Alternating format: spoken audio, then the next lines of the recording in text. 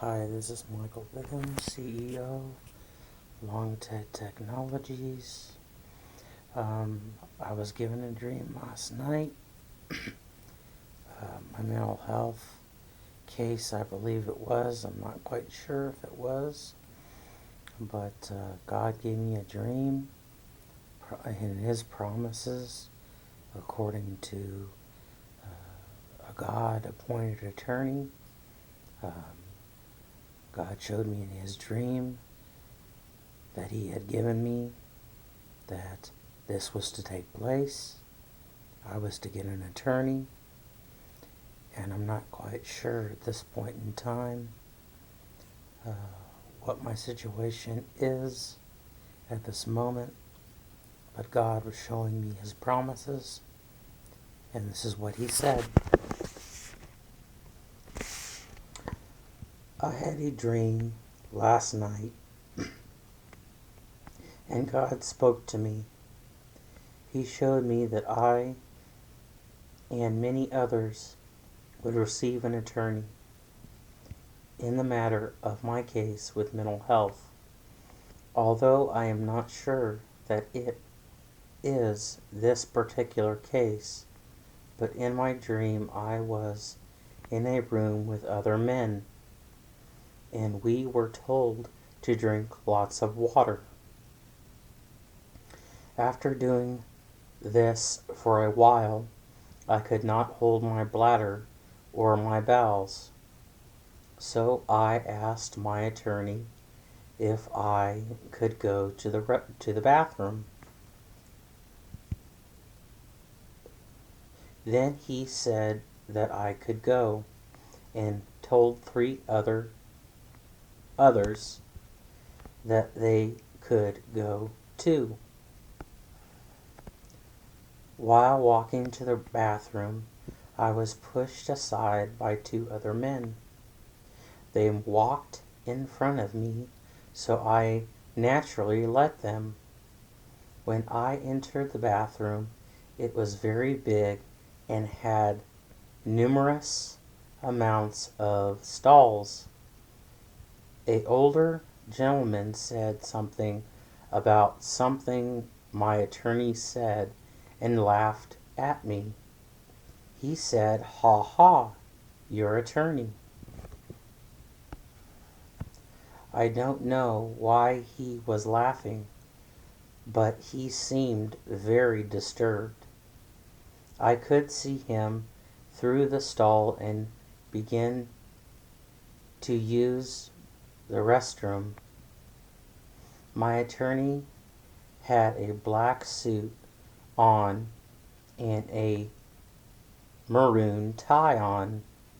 He had a gray beard and could be any race. I did not see his face very well, but knew he was standing next to another attorney. He was talking to him when I asked to use the restroom. The room had blue carpet, and the room had wood or black leather chairs. After the restroom incident, I woke up from my dream. What is God telling me? I only know that He is promising me that I will receive an attorney for the case that I have or will file, that I will be represented, and so will others, because of me and me not giving up and having faith in God, that this will take place. I will see this day, and God is faithful. So this is my dream that I have been given. There are other parts to the dream that I did not put in the letter. One is that I saw myself as a thin man with long hair like I have now. I saw that I had a muscular chest. I did not have very big muscular arms, but I did see me holding and walking with a big bottle of water in this dream. These stalls were beige, white, light beige white. And even though I was in these stalls, through the corner of the stalls, there was a gap. And I saw this gentleman. I didn't see him using the restroom, but I saw him turn his head and bend down to look at me. He had a white shirt on, white pants. It was a white gentleman speaking to me and laughing at me. I don't know why.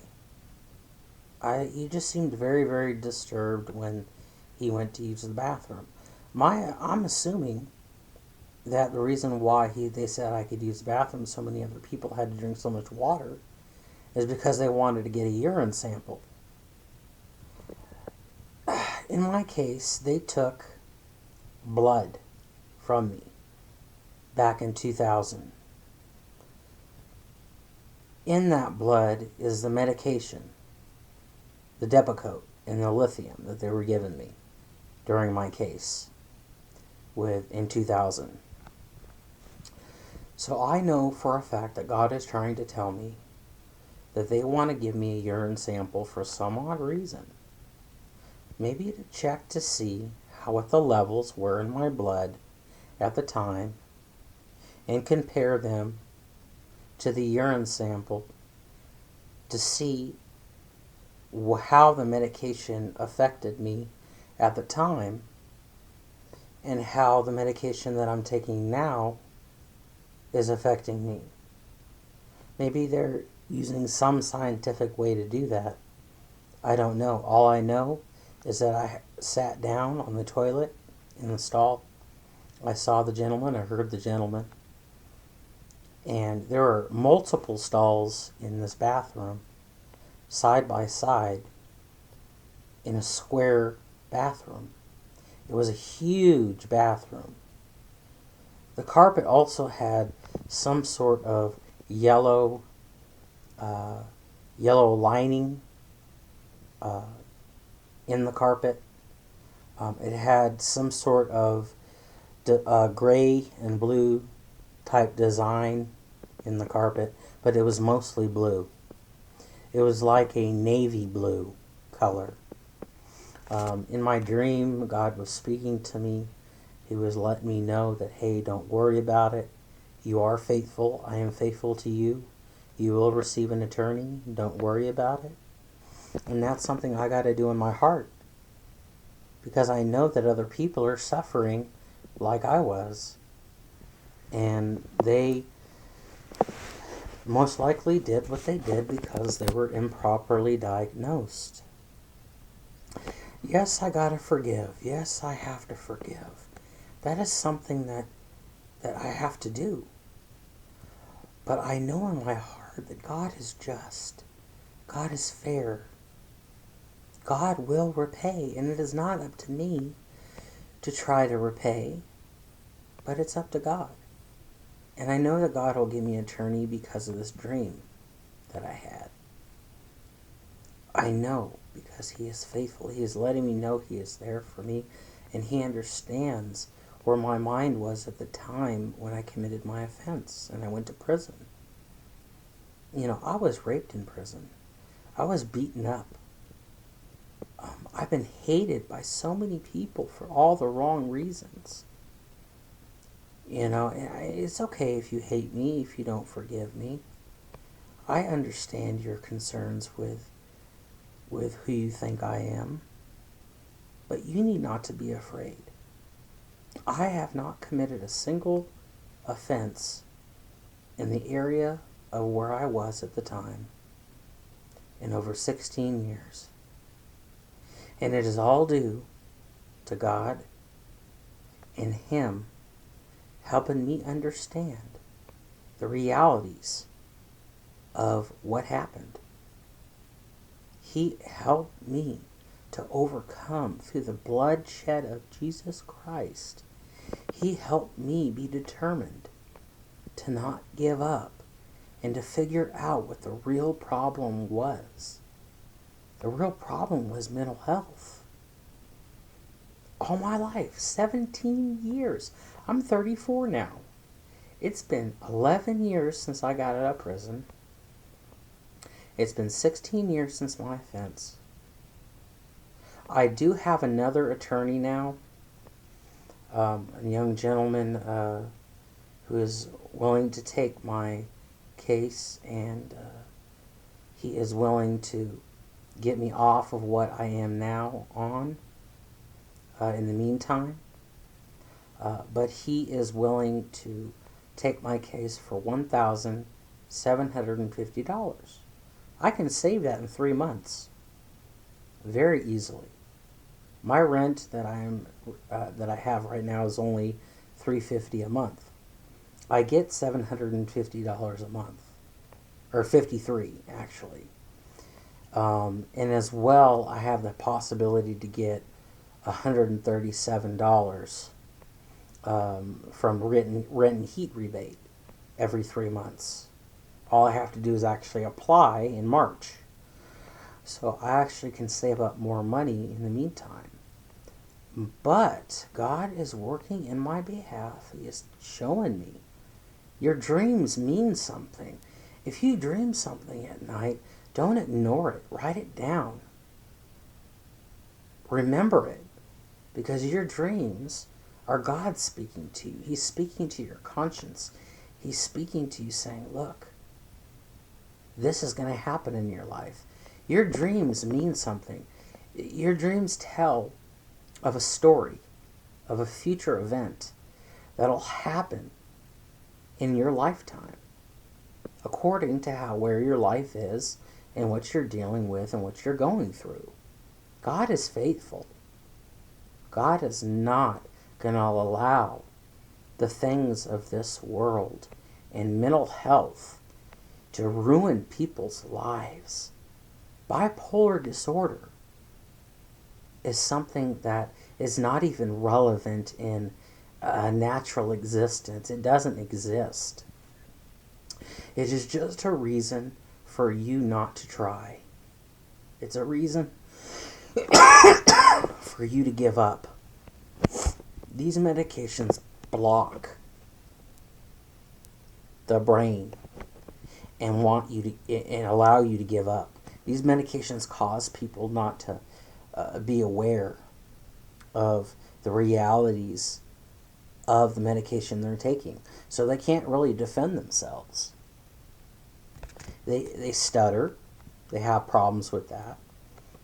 They're ruined by other people. They can't defend themselves because other people that don't take the medication, they can't have, they have an argument against you, and it's real hard for you because you try to find the words. You try to find the words to allow yourself to defend yourself and say, hey, look, I'm not like this. This is not me. I'm not who you say I am. I'm not that kind of person. I don't hurt children. I don't hurt women. I don't hurt men. I don't hurt people. I don't do that. God's got my back. These are things that I know in my heart that I can say, because I know and have determined through the will of God and through His Word and through His dreams that He has given me and through the knowledge that I have been able to study, that mental health is not all who they claim to be. It's amazing too, because I was speaking to my therapist and some mental health counselors about my case with them and my case in the situation. And they said that we do not know and have not been able to determine the way that these medications can be, as far as how they affect you. These medications, they don't know how they affect you. They know that there's a slight benefit because they see an outward appearance. They see an outward appearance that your behavior is being controlled. But that is actually true. Your behavior is being controlled. It's being controlled by the medication, not naturally the way your brain actually controls itself, but it shuts off the amygdala. It shuts off the hippocampus. It shuts off that part of your brain that is supposed to connect with each other part of the brain so that the brain can naturally be used to manage oneself by the thoughts that they have. Your thoughts generate in your brain memories. And when it generates these memories, or it generates the words that you need to express yourself, it actually is like electricity going from one part of your brain to another. So your brain has to be able to use each part of your frontal lobe to be able to control your emotion, to be able to deal with other people and how they talk to you and what they say to you, how to deal with other people, how to openly demonstrate a calm and a open thought process to be able to allow yourself to not get overly angry or overly depressed or overly upset when people try to correct you. Correction is a good thing. It's not a bad thing. You can learn from your mistakes. You can learn from the things that you've done. But at the same time, you have to be able to use your brain. The medication shuts off your emotion. If you shut off the emotion, you cannot allow yourself to have a thought process to be able to deal with it. And people do this every day. They do this every day. They get upset, but their brain tells them to relax, to calm down, and to not give up on yourself and being able to control yourself. Doubt and fear into your mind more when you're on these medications than if you weren't. Me, I'm taking Risperidol Consta. And Risperidol Consta is a medication that allows me to not be in a position where I am thinking unrationally and not in touch with reality and what's going on in front of me and around me. When I was on these medications before, these bipolar medications, I couldn't actually do that. I couldn't at all. I mean, yeah, in a sense, it was actually controlling the schizophrenia, but my behavior was out of control. I harassed people. I provoked people. I thought it was funny. I used to fart on my dogs and bend over and fart on my dogs and laugh and say hee hee hee ha ha ha ha, it's funny, ha ha ha ha. I used to do that all the time. My mom would get upset with me because I used to sit on the couch, and at one point in time, when I was on the couch, when I was living at home, when I was on these meds, bipolar medications, I was covered by a blanket. My mom was sitting beside me, and I farted, and I thought it was funny, and it smelled. And I lifted up the pillow, or the blanket, and I would wave the blanket at her, and wave the smell at her, and laugh, and thought it was hilarious. And that is totally immature. That is not funny at all. You don't do that to people. You don't try to make people angry with you and upset with you and want to be disappointed in your behavior and run from you and say, man, if I did that when I was in prison, people would literally beat me up. I mean, people would. They would beat you up. You can't be in a cell with someone and do that. It's not very mature. As some people would say, mature. But I don't think mature is mature. I think mature is mature. I mean, I have a different way of saying it, but, you know. But anyways, I believe God, and I'm getting back on the subject, I believe God is showing me that I can do something with my life bigger than where I am. Tomorrow I have an appointment with my therapist, my new therapist. Uh, Sad to say, because of my health insurance and my provider, I cannot have the therapist that I need and want at this point in time because she really understands me. But I do have another therapist. Her name is Dawn. I will be seeing her on the 12th of the month at 9 a.m. in the morning. I also have an appointment at 1 o'clock with mental health and a job. I'm going to be getting a job tomorrow. I'll be filling out an application for a custodial position. That is something that I can do at the moment to be able to save money as well to get the proper attorneys I need in the future. It's going to take me about 4 years to save up the money I need. If I get the job and the job pays about $400 a month, then yeah, I'll be able to get an attorney. It's going to cost me like 20,000 some odd dollars to be able to get the attorney I want from the federal government. The government will take my case. I've already spoken to them, but it's going to take a lot of money, and I got to be able to save. I mean, there's no other way around it. I've got to be able to save. And being that I'm working, I'm entitled to that money. So Social Security can't take that money from me. They can't take my check from me. I'm working. Now they can lower my check a little bit, but they can't take that money from me. I won't be putting it in a bank account. I won't be doing that. I will actually be saving the money in my house in cash to be able to pay the attorney. I will not have a bank account because if I do, Social Security will eventually find out that I have the money. And that's not being scheming or conniving. That's just saying, you know what, I'm not doing it. Nope, it's not going to happen. I want to save that money to get my attorney, and I will.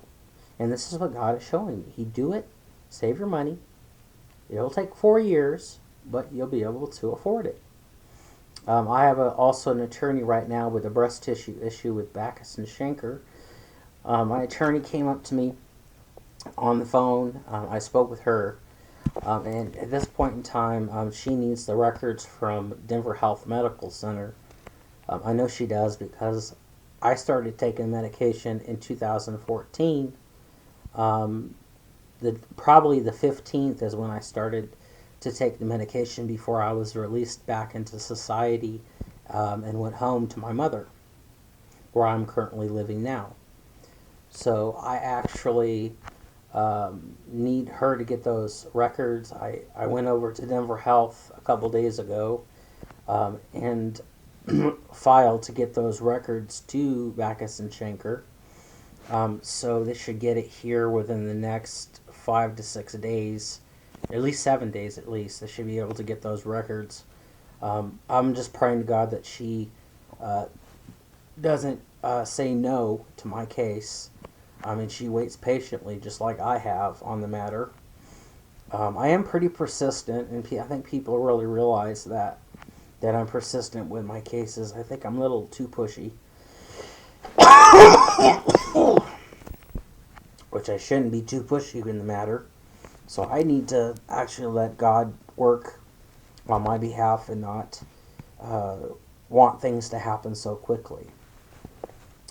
My case with Backus and Schenker is going to take 4 years anyways for me to be able to present my case and go to court on it, because they have to overlook all my history, all my records.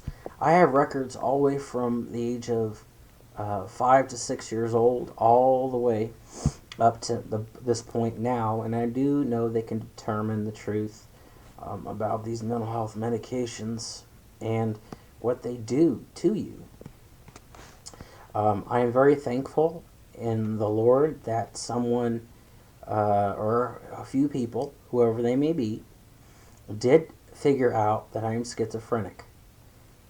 I was diagnosed as schizoaffective, actually, because I don't actually hear voices or see things, but I just have this delusional reality of where I am, and where and what time of day it is and stuff like that. So I really have no clue, and when I'm off when I'm off Square Spirit All Consta, I have no clue where I am, what day it is. When I was in the hospital, I remember that I felt very awakened in a reality that I really shouldn't have been in. But I did feel that God was there at that moment with me. I suffered from having fears and not doubts, but I had suffered from having fears, and I tried to fight those fears when I was off these medications. Um, I would do certain things. I would understand certain things to do to try to fight my fears.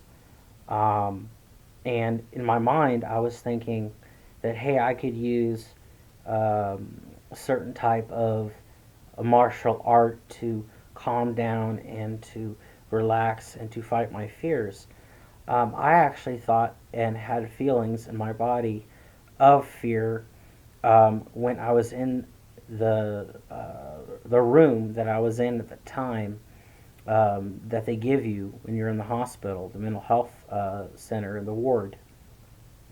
I had a fear that spirits were around me and that the devil was around me and that he was trying to make me fear the things of this world and fear everything around me. I had a feeling that I was being watched and being targeted by the FBI. I mean, all these different delusions that really weren't actually taking place. And the thing about it is, I had no reason to be targeted by the FBI. I had no reason to be targeted by the authorities.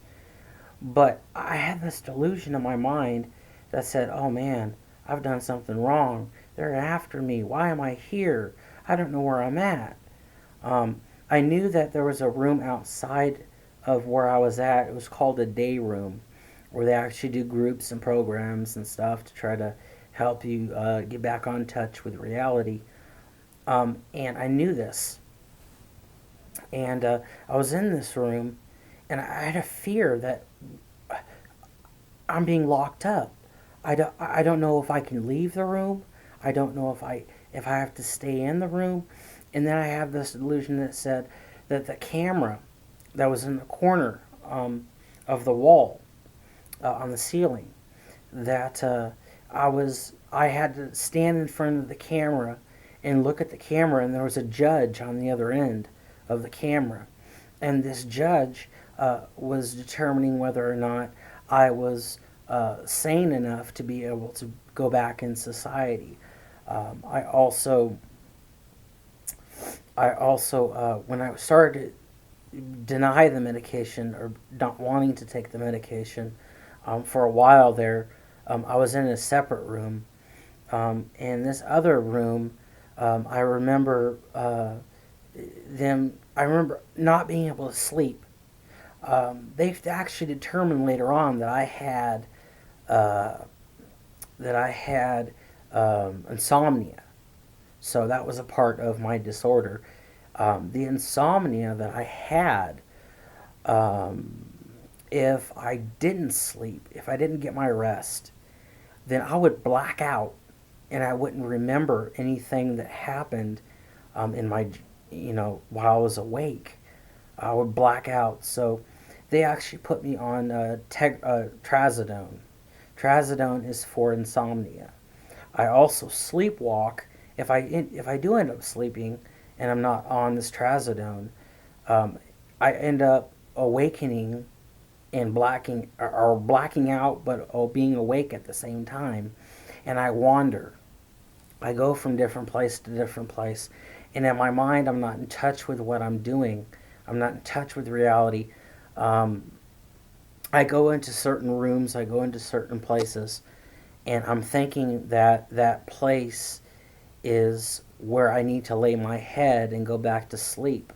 I'm not really in touch with reality. I do remember certain things when I got out of the hospital that I'm not going to disclose at this point in time.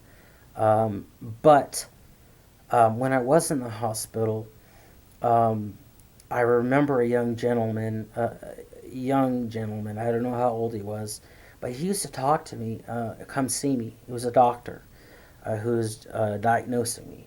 He used to come and see me, and I remember shaking his hand at one point in time, and he didn't give me a full grip. He kind of went like this. He didn't grip my whole hand. I remember that. And this doctor, I mean, he was a white guy, brown hair. I remember I didn't have my glasses on. I mean, I remember that at that point in time that I couldn't even remember if I wore glasses or not.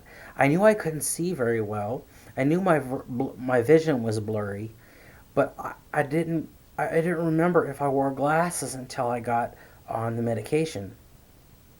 Um, I do remember that when they first put me on risperidone, so that I could actually, once I take the risperidone consta, it can actually um, get in my system and metabolize properly. I was taking risperidone consta to begin with when I first decided just to take the medication so that I can be released. And when I was taking the medication, I noticed that I would walk around the day room. And for some odd reason, I would be walking, and all of a sudden, ring, I got a boner. I got aroused. And I couldn't figure out why it was, because I wasn't actually thinking inappropriately. I wasn't thinking about anybody in the room. I wasn't thinking about any sexual matter. But I got so embarrassed that I had to sit down in the chair in the day room. And we were in the day room, there's like 4 chairs on one side, 4 chairs on the other side, and 2 next to the actual desk where the mental health and guards stand, and the doctors come into the front desk. And as you are in the actual living area, the living quarters, the day room, if you're facing the actual door where you go out of, which is pretty much always locked, and you have to push a button to open the door, it's like electronic lock.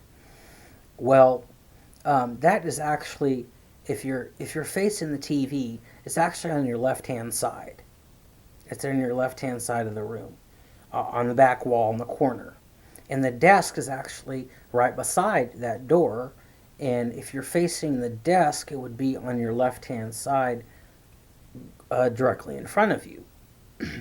So I do remember that there was a water fountain, a certain type of water machine that ran off of some kind of electricity or some kind of gas.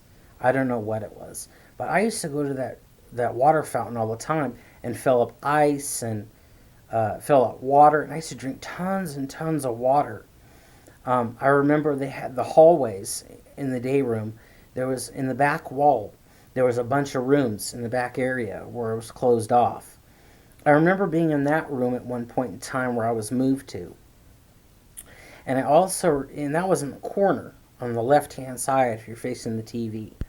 I remember being in another room closer to the staff's desk.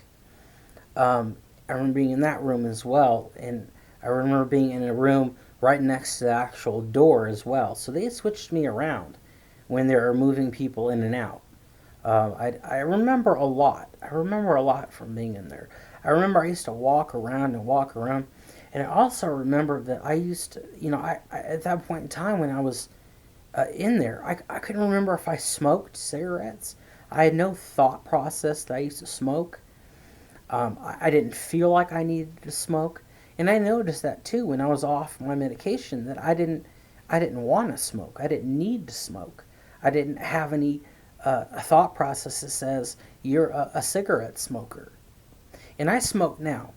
I actually, 3 months after I got out and went back to live with my mom, I started to smoke cigarettes again, which was a bad thing. It's a bad thing. I shouldn't have started. I know God has a plan for me, and I'm a musician. I sing, so I need not to smoke. But God is dealing with me in that area too. He's allowing me to have faith in Him and patience that He's going to allow me to get off cigarettes someday. That I'm not going to have that desire someday. That I can overcome. The Bible tells us that we are overcomers. That we can do all things through Christ who strengthens us. But everyone in life has their doubts and has uh, their abilities to not understand how to accomplish that. And I believe God will bring me somewhere in my life where I will accomplish it. But for now, I can't do nothing about that. I mean, I got to be patient and wait on God and trust in Him. And that is where you have the faith of Abraham. People don't know about the faith of Abraham. I mean, they know that Abraham had a lot of faith and that he was accounted righteous by God for his faith, but they don't understand that to have complete faith, you need to trust, be patient, believe, and not listen to the doubts of other people. Not to let their doubts into your mind, and not to let their doubts be a part of you and who you are. Because you learn behaviors from other people. You learn from what they do and how they apply their own behaviors in their lives. So I have to learn and had to learn and have learned not to allow doubt to enter my mind or to be a part of anybody's negative emotion in that area. Not to allow that to be my belief. My belief system is separate. It's totally separate from doubt. To have faith, you can't doubt.